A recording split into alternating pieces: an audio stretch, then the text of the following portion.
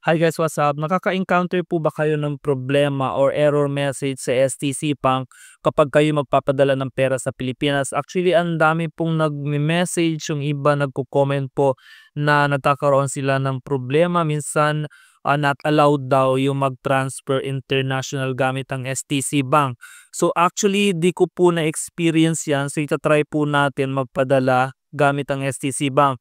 Actually, di ko po kasi ginagamit yung STC Bank kasi mataas yung transfer fee nila. Imagine 17.25 yung transfer fee nila compared po sa ibang wallets like yung Bark na kung saan zero fee, like yung Tikmo, zero fee din siya. So dito 17.25 kaya hindi ko po siya masyadong ginagamit yung STC Bank. So minsan kapag emergency, ginagamit ko kasi mabilis naman siya makapag-transfer or makredit yung amount na padala.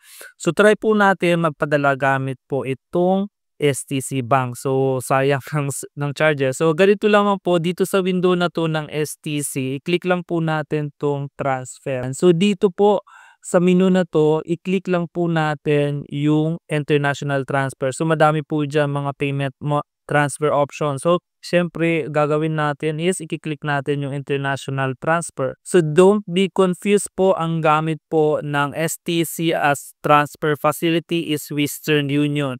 So baka isipin nyo ito transfer sa Western Union. Hindi po, gamit lang po nila ang Western Union to transfer our money to bank, GCash, kung saan man siya sa Pilipinas. So transfer facility lang po yung ginagamit nila, yung Western Union. So i-click lang po natin yan. So ito po yung mga beneficiary. So usually ang beneficiary ko po yung personal account ko kasi may mga online banking sa Pilipinas. So yan po yung kagandahan kapag meron kayong personal banking sa Pilipinas kasi mabilis nyo makikita kung makredit ba agad yung padala nyo sa Pilipinas.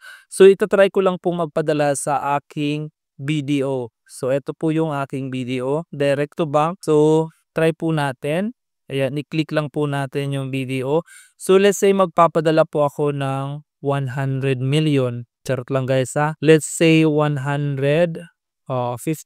So i-continue lang po natin. So 150 yung today's rate po is 15.10 pesos. So i-continue lang po natin. So i-click lang po natin tong agree to terms and condition. Ayan po. So i-click lang po natin yung continue. So dito guys, i-review nyo po yung transfer nyo. So ayan, selected bank, of course STC Bank, so receiver name, my name, and then my transfer to a bank account. Ito po yung amount.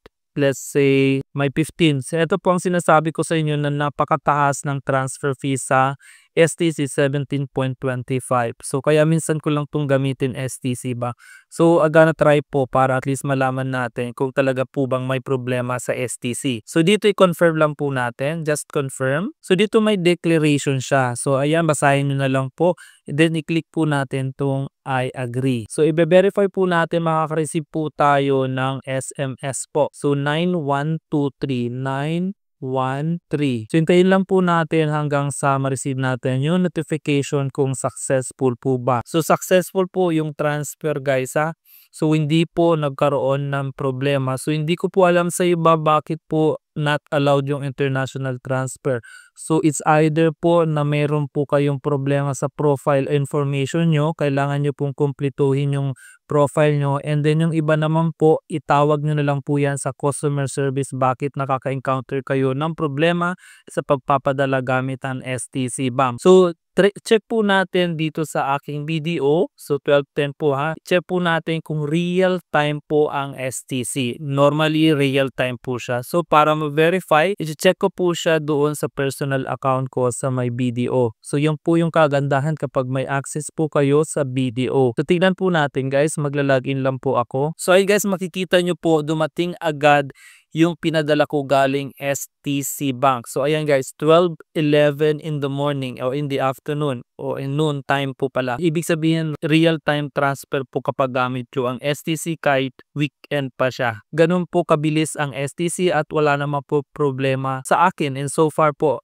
comparing po sa other na nagkakaroon ng problema. Sabi ko nga po, itawag nyo po sa customer service or either i-check na po yung profile information nyo kasi kailangan ma-verify po yung inyong account. Yung ma-verify, ibig sabihin kailangan po yan, let's say yung inyong address, let's say yung inyong mobile number, kailangan ma-verify po yun. So, that's all for today's guys, and if you like po the video, please don't forget po to follow. Maraming salamat. Pakishare na din po para at least malaman ng mga kababayan nating OFW na nagtatanong about STC po na nagkakaroon sila ng problema. So, thank you for watching and please don't forget to follow po. Bye po.